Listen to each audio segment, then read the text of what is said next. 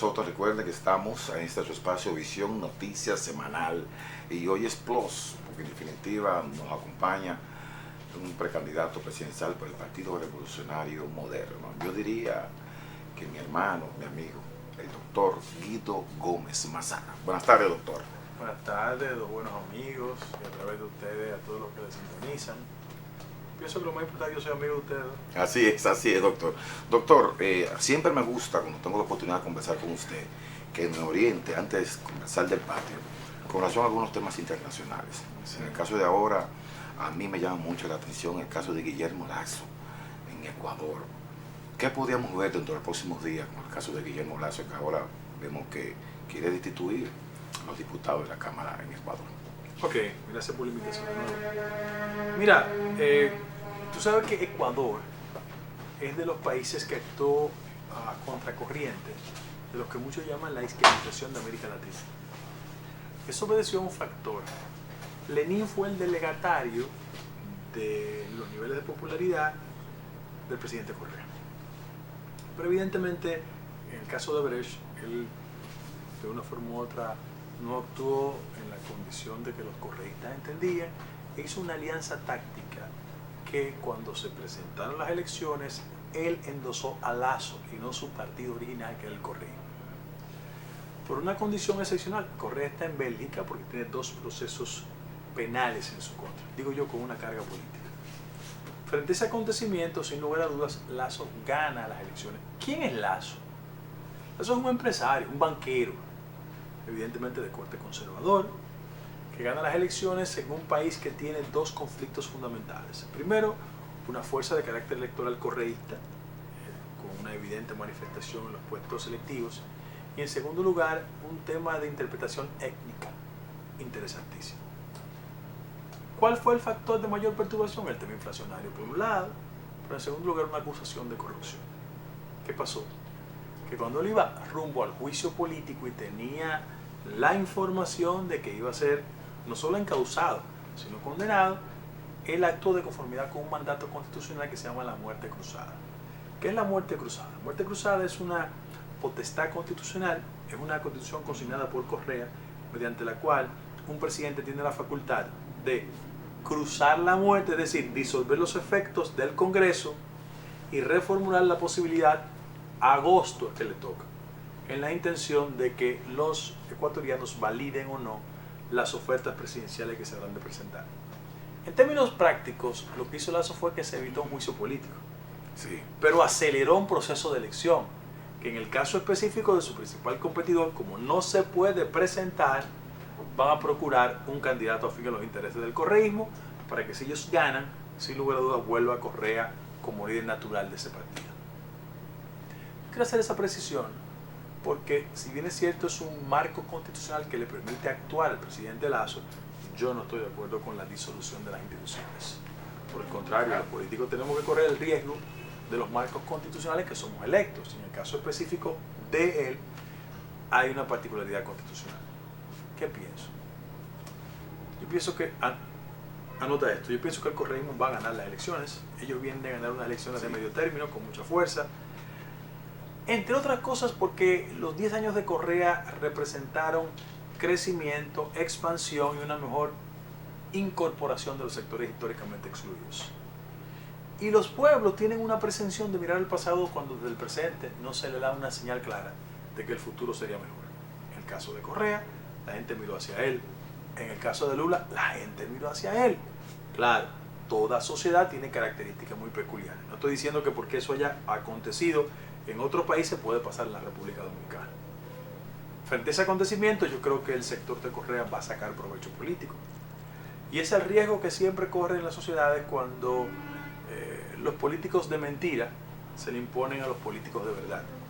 La durabilidad del éxito es muy corta y en América Latina, como en toda parte de la región, mientras el factor inflacionario post-COVID, como resultado de una crisis entre Ucrania y Rusia, sigue generando dificultades, las opciones de poder siempre corren riesgo de perder las elecciones. Sí, es importante que a ti te ha ocurrido algo que a pocos políticos y al Partido Revolucionario Moderno le pasa, es que tiene, antes de un reconocimiento social, que no has querido utilizar más que ahora como aspirante o precandidato, aspirante, porque todavía no eres precandidato, aspirante a la candidatura presidencial del Partido Revolucionario Moderno, pero que tienes en sí algo que puede ser, que algunos visualizan como una quimera, el caso de enfrentarte al bolígrafo del poder.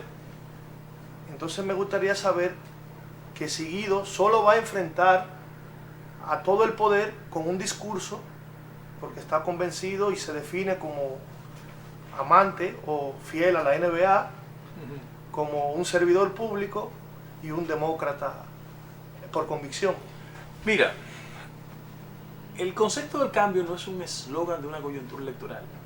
Es el reconocimiento de que los parámetros con que se hace la política y otras actividades se han transformado. Hace 20 años, hace 10 años, el peso específico del manejo del presupuesto nacional tenía un impacto de carácter electoral. Sin embargo, frente a los requerimientos de la sociedad, hay reglas que, por ser diferentes, generan una reacción totalmente adversa a lo que la gente pensaba hace 10 años. Yo doy ejemplos porque es la mejor forma práctica. Amable Arispe era un político exitoso, Dios lo tenga en gloria, en Higüey, porque era un espacio puramente clientelar. Cuando él intentó ser candidato presidencial, la respuesta era darle pollo, huevo y cerdo a la gente. ¿Qué hizo la sociedad? Dijo, no, tú puedes ser exitoso en Higüey, pero construir una candidatura nacional, por más dinero que tú tengas, no es posible. La historia de los partidos. La historia siempre es importante, ¿eh? Mira, en el PRD, el que tenía más recursos, post crisis de los 80, era José Antonio Narri. Sí. Empresario, dueño... Hoy dueño de la Delta. Hoy de la Delta, pero de otras empresas, hijo de Papía Narri, una persona emblemática.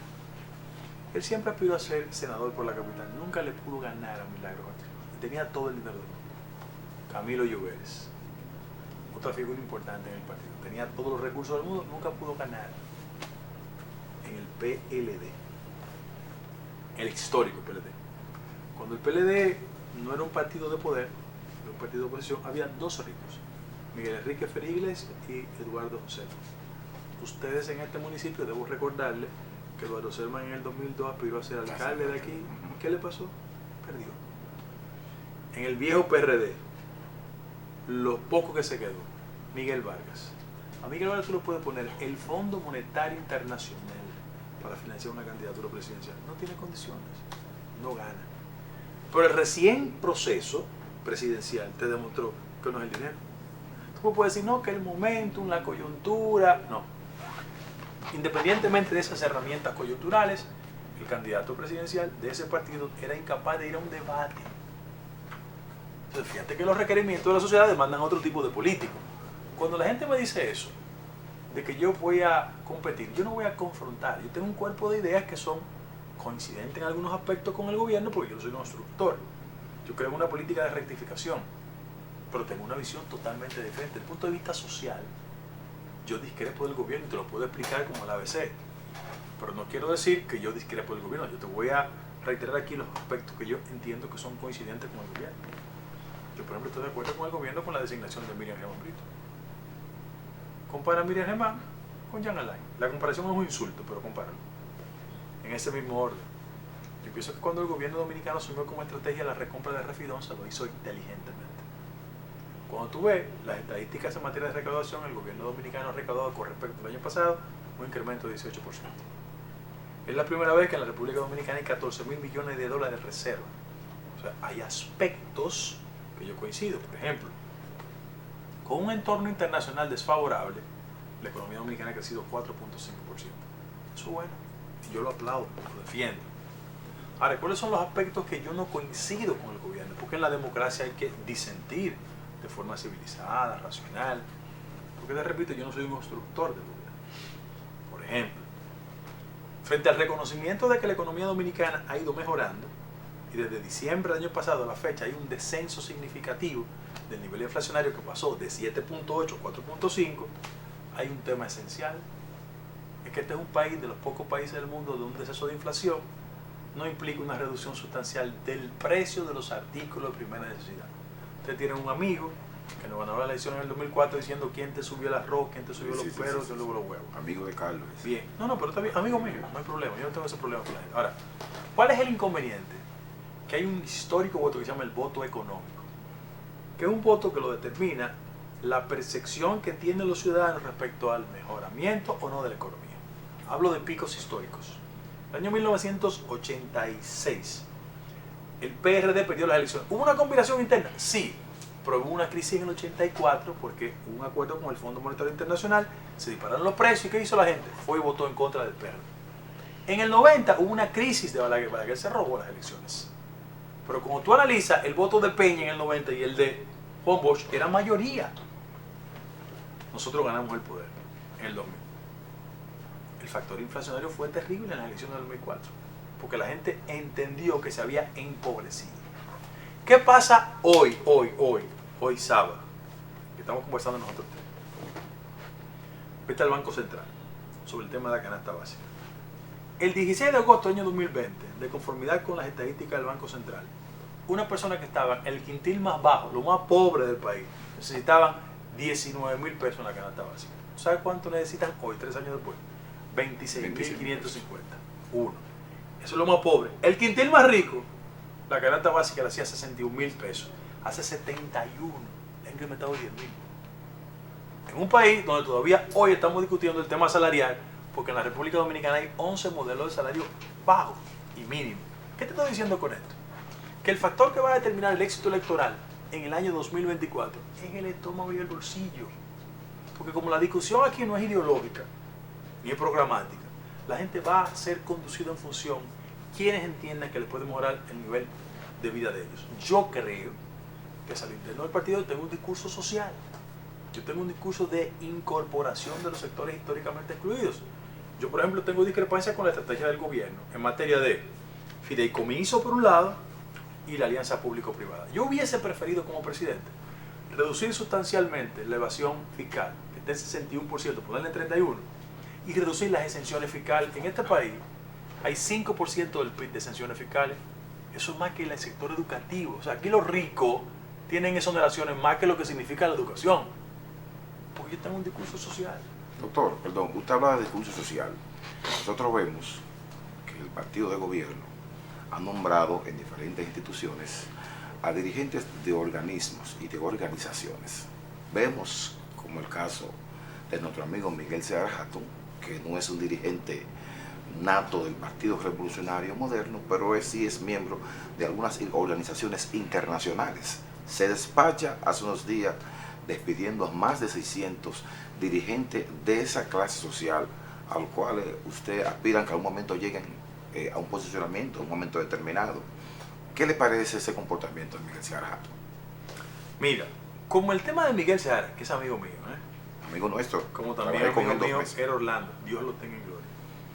Como el tema de Miguel Seara implica una interpretación de la gestión de un anterior incumbente que está muerto, yo nunca hablo de los muertos en tiempo que no le puedo decir cosas en vida. Ahora bien, te voy a poner otro elemento para responderte. Yo soy una persona que tiene convicciones coherentes. Yo nunca he creído que la militancia política es el refugio por excelencia para recibir salario sin trabajar. Yo lo tengo clarísimo eso. Si lo hace A, B, C o D, yo estoy totalmente en desacuerdo. ¿Dónde está la dificultad de ese diferente que ha provocado reacciones de muchos dirigentes del partido? Mira, las competencias políticas también sirven para uno discrepar democráticamente. El problema es que cuando en el gobierno no hay una coherencia, esa disonancia se traduce en una dificultad para el ciudadano. Y en el viejo partido, cuando Magluto y Jorge Blanco no se pusieron de acuerdo, fueron capaces de generar 2 senados. ¿Tú recuerdas? Sí. Y eso provocó en la sociedad una especie de insatisfacción producto de que el partido, el anterior, sus conflictos afectaban el funcionamiento de la institucionalidad.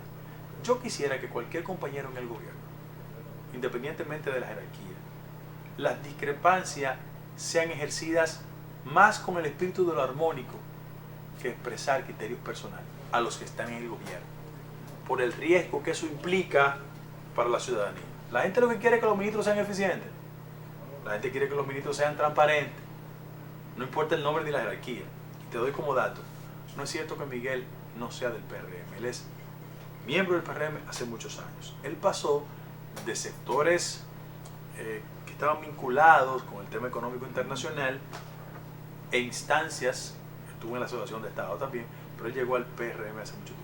Él tiene un vínculo con el PRM. Mire, es importante, Guido, ya que te preguntaba yo con anterioridad sobre el reconocimiento social que por tus padres y tu trayectoria política has tenido a lo largo del tiempo. ¿Por qué Guido no ha optado por otro tipo de candidatura, como senador, como diputado, por otro alcalde? ¿Por qué no ha optado utilizando ese reconocimiento social? Y sí ahora, o hace algunos periodos, a presidente de la República. Lo primero que yo aspiro en la vida de que la distinción que tenga el ciudadano conmigo no sea el resultado de mis ancestros. Mis padres vivieron tiempo y espacio y le agradezco a la vida ser hijo de quien soy, pero yo trato de ser también Guido. Pero bueno, como tú me pones eso de referencia, tu amigo Leonel Fernández nunca fue diputado, ni senador, ni alcalde, fue presidente de la República. Luis Abinader no fue diputado, regidor, ni alcalde, y fue presidente y es presidente de la República. Hipólito Mejía nunca fue senador, fue ministro, y el tiempo que le tomó de entre el ministro y ser presidente de la República fueron 20 años. Danilo Medina se fue del gobierno, solo fue diputado. Yo no tengo en la coyuntura vocación legislativa ni municipal. Yo respeto mucho ese trabajo. Yo creo que humildemente tengo las herramientas fundamentales para desde el Estado diseñar políticas públicas junto a un grupo de hombres y mujeres que reduzcan sustancialmente los niveles de desigualdad social. El gran problema de la democracia dominicana es el tema de la desigualdad, de la pobreza. Hace 25 años, 10% de los más ricos concentraban el 34% del ingreso. Hoy, 10% de los más ricos concentran el 55% del ingreso. En un país donde su economía evidentemente ha crecido. ¿Cuál es la tendencia? Pocas manos concentran la riqueza y el resto está muy mal. Esto no puede seguir siendo un país rico lleno de gente pobre. Por eso yo creo que tengo la vocación para desde la presidencia de la República hacer esas transformaciones. Doctor, hace unos días la alcaldesa del Distrito Nacional le dijo al país que ella no tiene intenciones de volver a la alcaldía. Entendemos que es una estrategia normal de ella procurar quizás en el 2028 una candidatura presidencial, en el entendido de que vemos otro candidato al interno del PRM que tiene algunas proyecciones. Usted es de los que están en la palestra junto a Ramón Alburquerque y que los números a usted le dan muy bien, a diferencia de otros candidatos del Partido Revolucionario Moderno. ¿Qué se puede esperar de eso en el Distrito Nacional y que quizás Carolina en un momento determinado, aunque haya dicho en su momento que ella está apoyando la reelección? Yo tengo mucho cuando la veo, somos buenos amigos, desde siempre, hace más de 25 años somos amigos. Ella está en sus tareas institucionales, yo estoy en las mías. Si decide aspirar, yo le deseo mucha suerte, eso es la democracia, esa es la participación. Siento que ella ha hecho un desempeño decente al frente de la alcaldía de la capital, no hay ruido, no tiene escándalo de ninguna naturaleza, y ella va a determinar su carrera política. Tengo la interpretación a distancia de que no parece interesada en mantenerse en la alcaldía, y es una decisión de carácter personal y yo no puedo intervenir. En el caso específico de los proyectos políticos, miren, los partidos políticos democráticos necesitan las competencias respetuosas, decentes, porque eso genera que la sociedad no solo respete el activismo del partido, sino tenga la oportunidad de interpretar cuáles son las corrientes de pensamiento, qué cree cada quien. El problema es que la política dominicana nos ha igualado a todos. Tú te pones aquí a un reformista, a un PLDista, a uno de la Fuerza del Pueblo y al PRM, y tú no sientes rasgos distintivos, tú no sabes lo que piensas sobre estabilidad macroeconómica, calidad en el gasto, inversión en el sector salud, combate a la inseguridad. Porque la lógica de la política aquí es 3 pesos, aspiro a diputado, 2 pesos, aspiro a alcalde, $1.50 aspiro a regidor. Entonces, el dinero ha sustituido la calidad del producto político. Yo no quiero hacer un ejercicio de arrogancia intelectual aquí, pero en este país el que no sirve para nada se mete político. Entonces la política es una actividad que necesita herramientas, condiciones, formación, preparación, adiestramiento. No te sientas agredido por lo que voy a decir, pero aquí hay un político amigo tuyo que dijo morido. Y otro político amigo tuyo y también alguna vez fue compañero mío que dijo, hemos abrido la puerta del partido. Entonces, la sociedad dominicana tiene una falencia. Señores, vamos a una pausa comercial y lo tenemos en breve con el doctor Guido Gómez Mazara. Recuerde, en este Visión Noticias Semanal. Retornamos. Conectamos con la publicidad y en breve más información en Visión Noticias TV.